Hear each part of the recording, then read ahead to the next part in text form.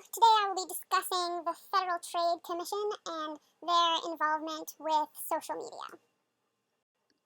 So what is the Federal Trade Commission, or FTC?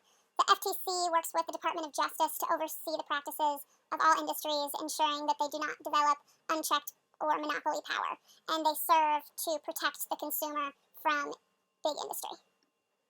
The FTC is responsible for regulating the rules regarding truth in advertising, responding to consumer complaints against companies and industry, and protecting against monopoly formation in the industry.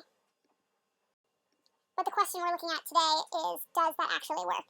In today's day and age, is the FTC actually protecting the consumer and preventing against monopolies? I think you have to look at what you think of as a monopoly.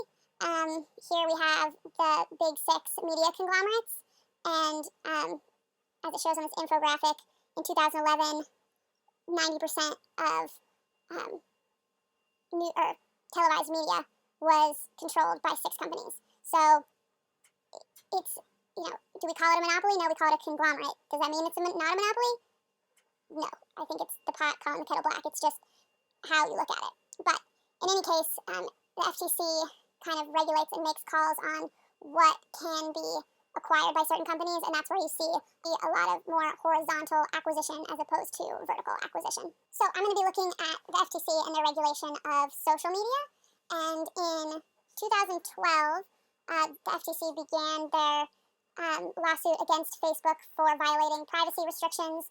They were selling personal data to third-party advertisers, and they didn't reach a settlement until 2019, and the settlement was $5 billion, which was the biggest penalty ever seen by the FTC, and they also had to provide a new privacy structure and implement tools to be able to more closely monitor Facebook's practices. The biggest penalty ever seen by the FTC.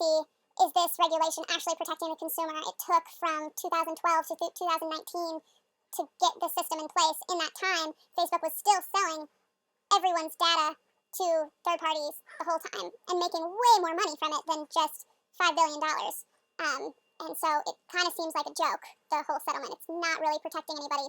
And in this article I cite here, they talk about how the privacy measures are on the honor system, and also the whole settlement kind of endorses Facebook's continued monetization of mass surveillance. So it almost kind of stands behind what they're doing as opposed to helps break up and put boundaries around this kind of surveillance and this kind of selling of personal data. And furthermore, on December 9th, 2020, they finally filed against Facebook for its social networking monopoly.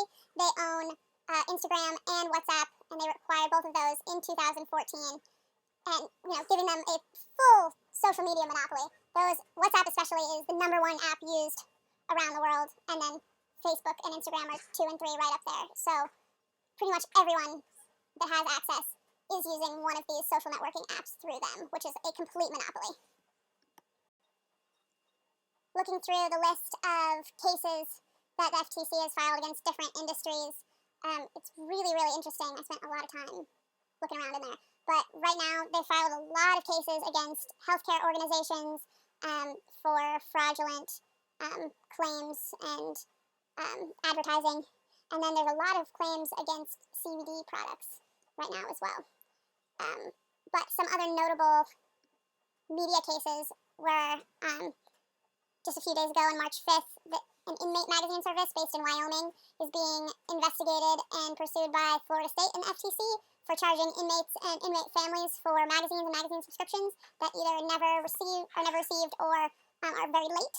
And then on January 22nd, 2021, these three ticket companies, Just in Time Tickets, Cardism Corporation, and Concert Specials Incorporated, are being fined for using automated software to illegally buy up tickets and then sell them for higher prices, which is my least favorite thing ever. I hate ticket scalpers, so that one made me really happy to see. So the point being, as far as media industries go, well, as far as social media is concerned, I don't think the FTC is really doing much to help the consumer and to regulate social media, and that's kind of the big question right now, especially with all the disinformation, propaganda, and fake news being spread, is whose job is it to regulate that? And everyone wants to point their finger at somebody else.